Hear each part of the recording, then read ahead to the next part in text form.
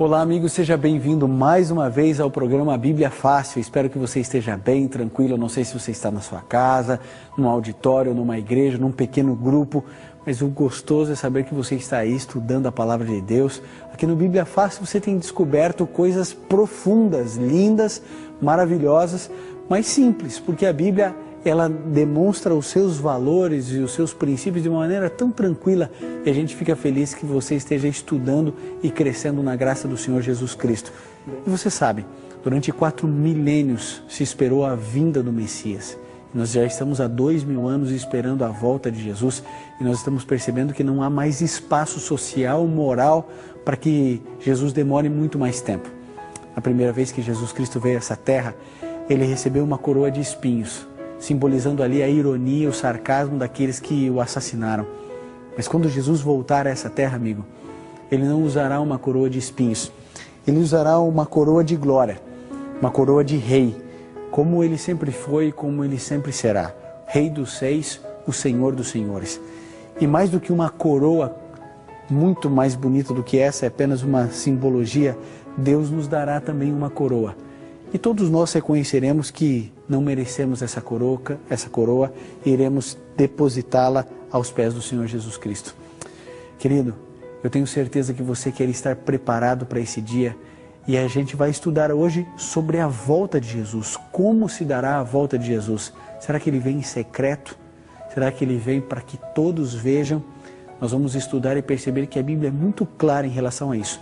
E nós vamos pedir agora para que a Priscila ore para a gente e que juntos comecemos a estudar um pouco mais sobre esse assunto tão fascinante e tão importante da Bíblia, a volta de Jesus.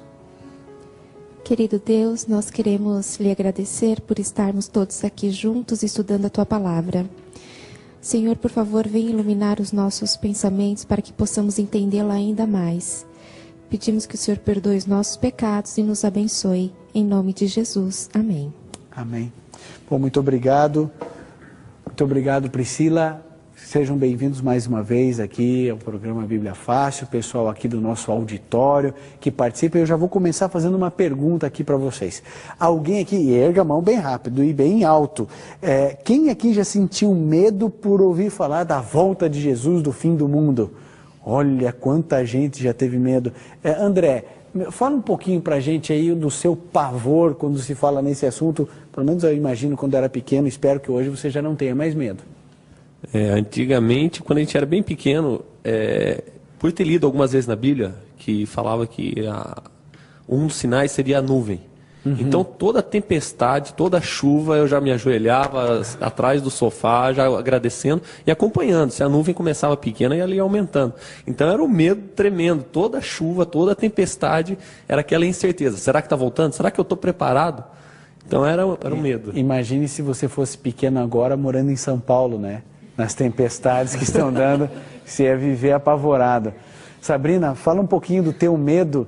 Como é que a história você tinha, o que você fazia quando era pequena? Eu tinha muito medo da perseguição, na verdade, perseguição, né? que antecede a volta de Jesus. Então eu tinha uma mochilinha já no guarda-roupa, que eu guardava umas roupinhas e às vezes colocava um biscoito, alguma coisa, porque eu pensava que ia ser tão rápido que eu ia correr no meu guarda-roupa, pegar aquela mochila e sair correndo, já prevenida, preparada para o que acontecesse depois. E você ainda tem uma mochilinha guardada? Não, agora não. Agora não, né? Até porque a gente vai crescendo, mochilinha não adianta mais, tem que ser uma mala bem grande, né?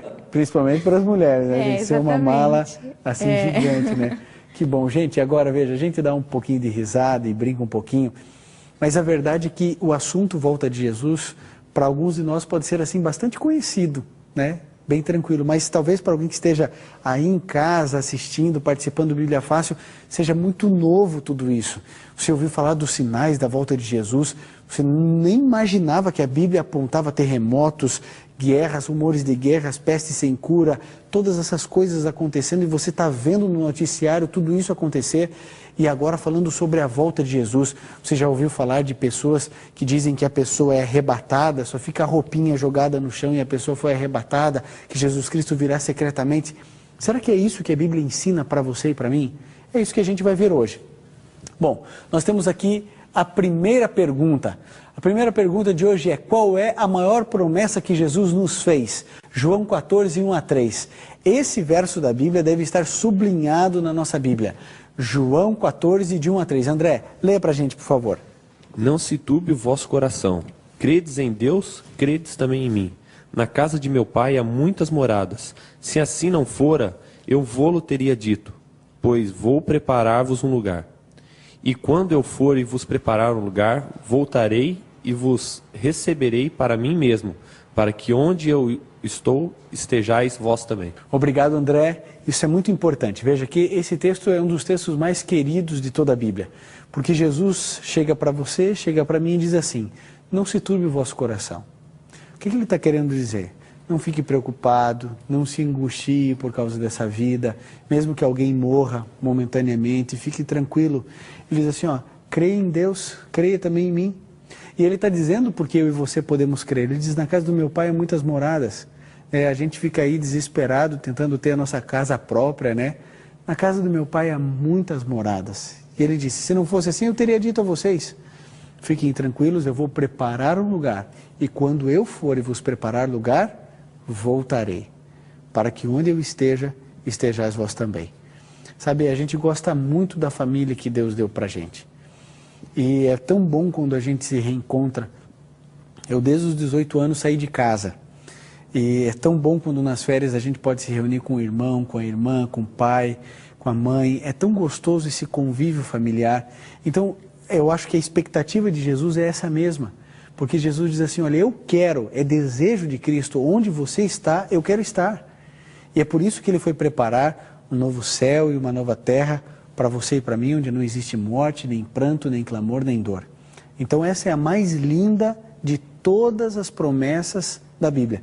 Eu não sei se você sabe, mas para cada verso da Bíblia que você encontrar apontando a vinda de Jesus para essa terra, nós encontramos 5 falando da volta de Jesus. Olha a intensidade que a Bíblia trabalha a volta de Jesus. Para cada verso que você encontra falando da vinda de Jesus, nós encontramos 5 falando da volta de Cristo Jesus a essa terra e a nossa bendita esperança. Agora a pergunta é, nós podemos marcar uma data para a segunda vinda de Cristo? Por exemplo, existem pessoas que acham que Jesus vai voltar ou que o mundo vai acabar no ano de 2012. Eu espero que acabe antes, porque o fim do mundo se dará não com a Terceira Guerra Mundial, nem com uma peste em nível universal, mas com a volta de Jesus. Eu espero que acabe antes, mas pode ser que ocorra 2012, 2013, 2014 e nada aconteça.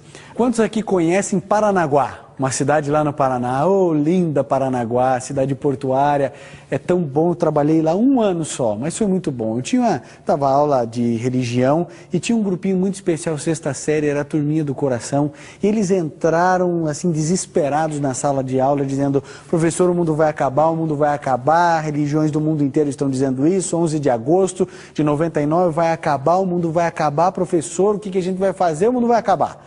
Eu falei assim, calma que o mundo não vai acabar. Mas professor, está saindo em todos os jornais, todo mundo está falando disso, vai acabar o mundo. E eu olhei para eles e falei assim, olha pessoal, dia 11 é domingo, segunda-feira tem prova igual, você vai estudar, porque você não vai chegar aqui dizendo que não estudou porque o mundo ia acabar, porque eu vou fazer prova da mesma maneira.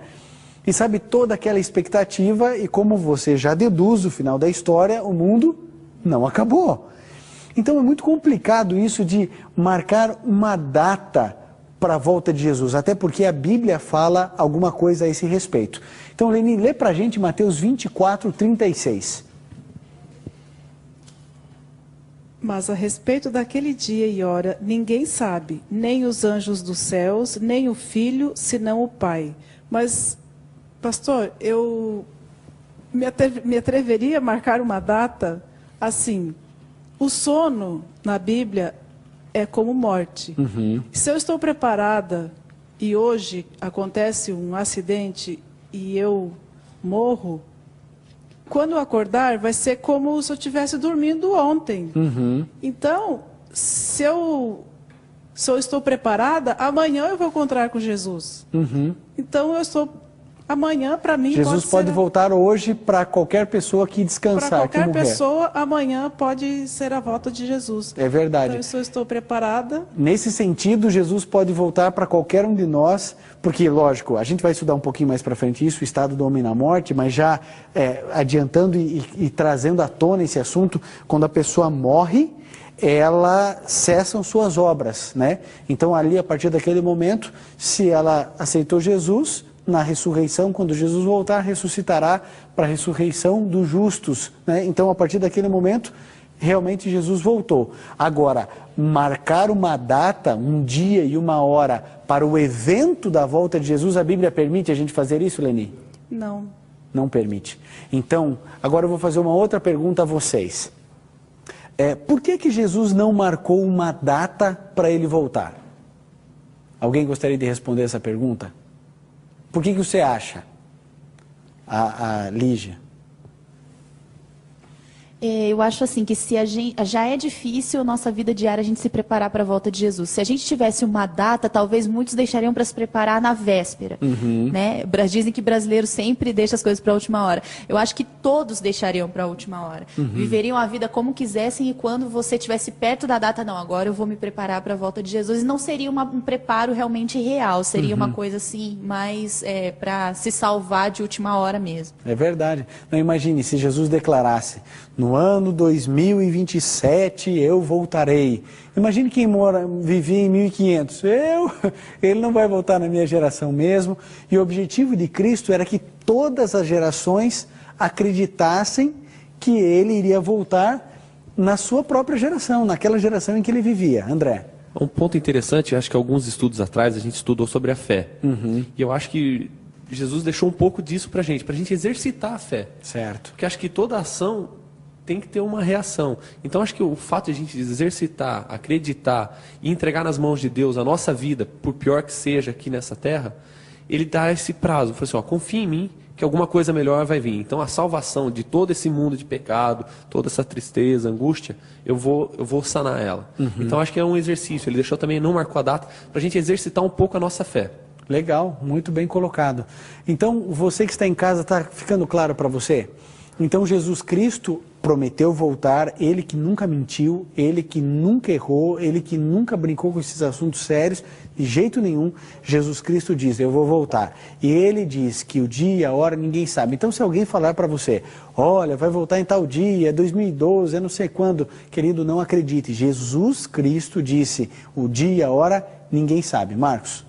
É que vem falando que nem os anjos e nem mesmo o filho, no caso Jesus sabe dessa hora. Jesus não sabe da hora quando vai voltar? Veja aqui, Jesus Cristo, voltando aqui, né? Ninguém sabe senão o filho, senão somente o pai. Por que Jesus disse que ele nem ele mesmo sabia? Porque quando Jesus Cristo esteve nessa terra, vejam, ele nunca deixou de ser Deus, certo? Ele aqui na terra era 100% homem e 100% Deus. Mas ele escolheu velar a sua divindade e não usou a sua divindade, certo? Enquanto esteve aqui na terra. Por isso, Marcos, ele não tinha onisciência, não porque ele não tivesse, mas porque ele escolheu abster-se dos atributos dele como Deus. Então, naquele contexto, Jesus aqui na terra, ele não sabia quando ele ia voltar, porque ele não usava a sua onisciência como Deus.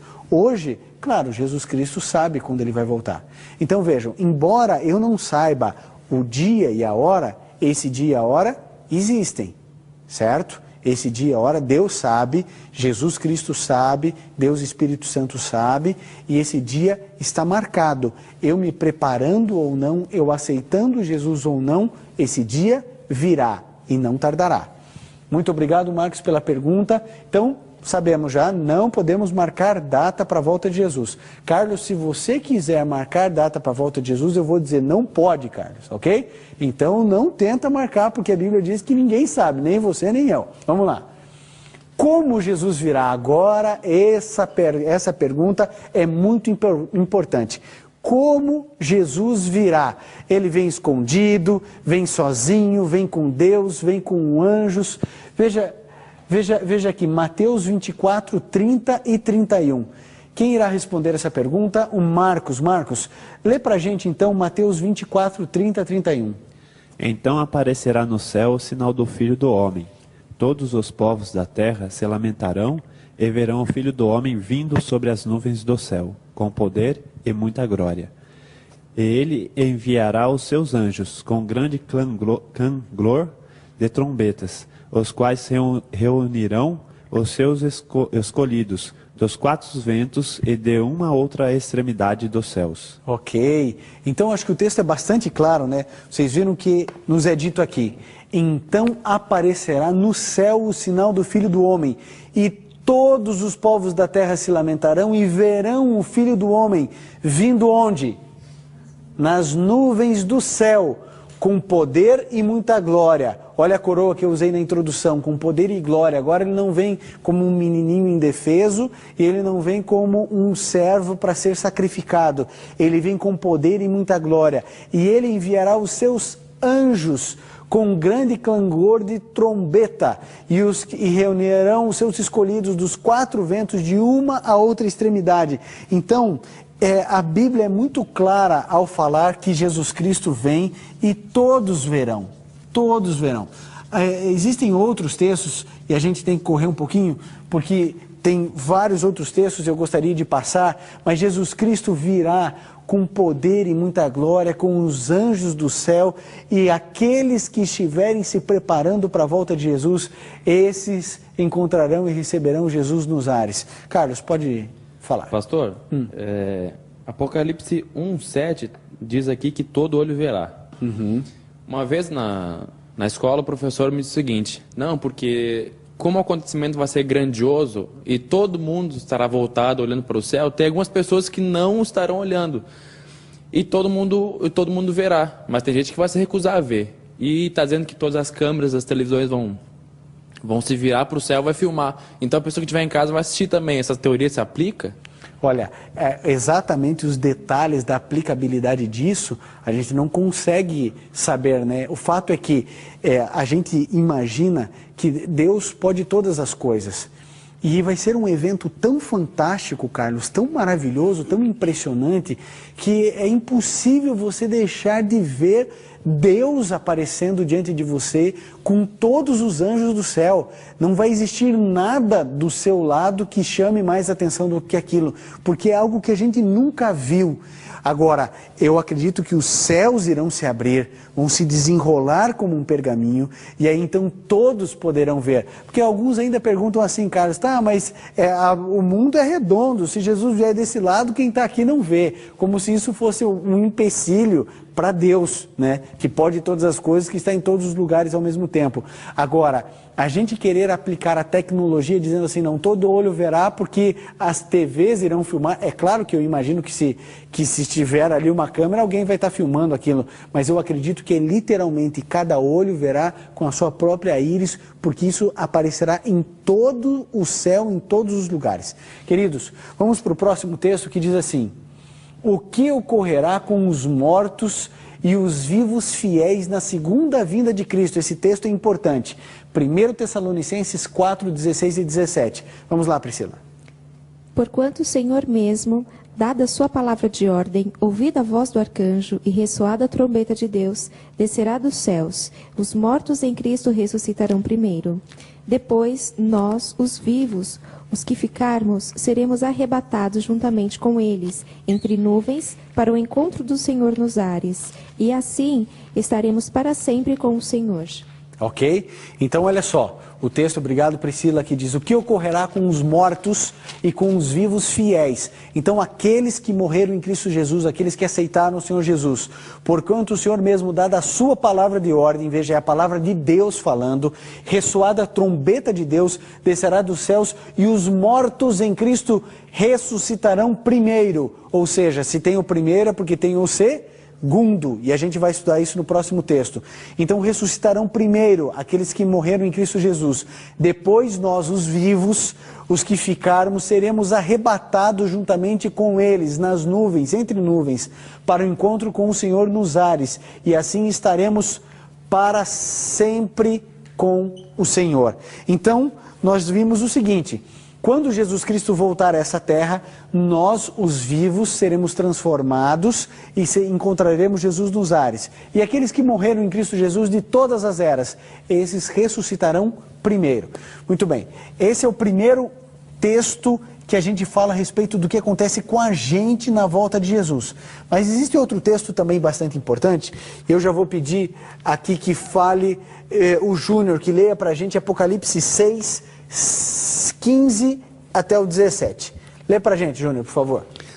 Os reis da terra, os grandes, os comandantes, os ricos, os poderosos e todo escravo e todo livre se esconderam nas cavernas e nos penhascos dos montes e disseram aos montes e aos rochedos: caí sobre nós e escondei-nos da face daquele que se assenta no trono e da ira do Cordeiro, porque chegou o grande dia da ira deles. E quem é que pode suster-se? Olha só que situação, Júlio e amigos. O que ocorrerá com os vivos que não se prepararam para a segunda morte?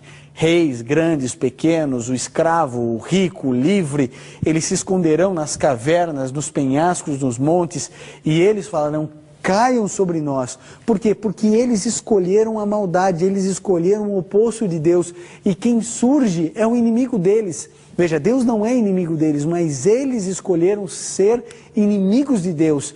E a glória, a bondade, a santidade de Deus os consome. Eles não podem suportar aquilo. Sabe quando alguém ouve uma verdade e ele não consegue ouvir uma verdade? Agora imagine Deus voltando para aquelas pessoas que sempre odiaram Deus, que mataram Deus na vida delas, que não fazem o que é certo, não fazem o que é correto. Elas desenvolveram a maldade ao extremo no coração.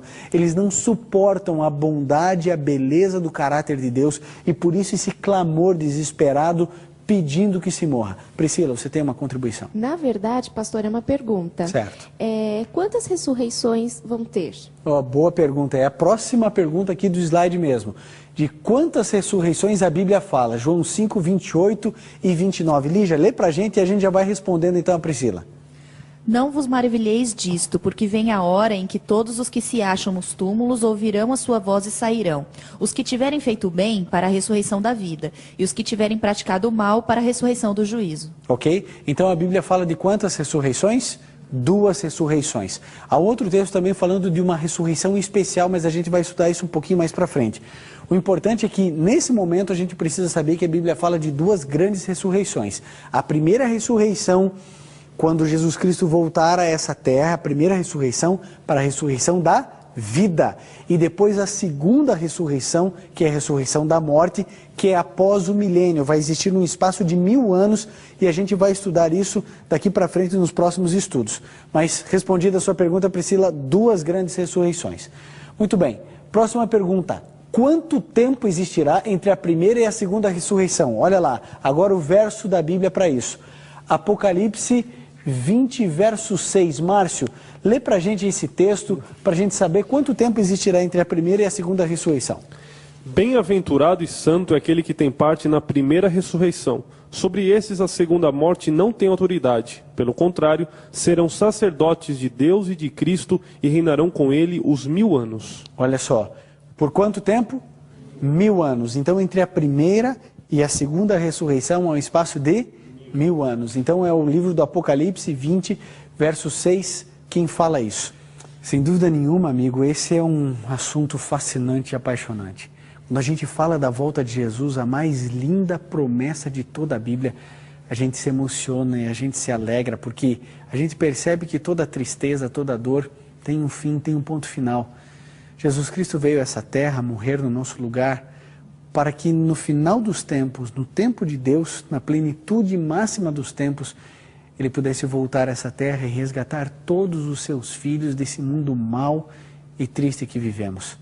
Querido, nós vamos orar agora para que você continue crendo em Deus, para que você continue buscando e estudando a palavra de Deus e que a partir de hoje, mais do que tudo, você queira e espere a volta de Jesus. Se puder, feche seus olhos, curve sua fronte e vamos juntos orar a Deus. Querido Pai, obrigado pela promessa linda da Tua palavra e o Senhor nos levar para morar contigo. Nós não queremos mais viver nesse lugar triste, não queremos mais sofrer, tudo que existe aqui já perdeu a graça, a gente já entendeu que o mal não compensa. Nós queremos voltar a sermos aquilo que éramos quando saímos de tuas mãos. Por favor, Jesus, volte logo a essa terra. Não aguentamos mais esse lugar. Entregamos a nossa vida ao Senhor agora, para que possamos aguardar o Senhor voltando nas nuvens dos céus. Fique, Senhor, ao nosso lado, em nome de Jesus. Amém.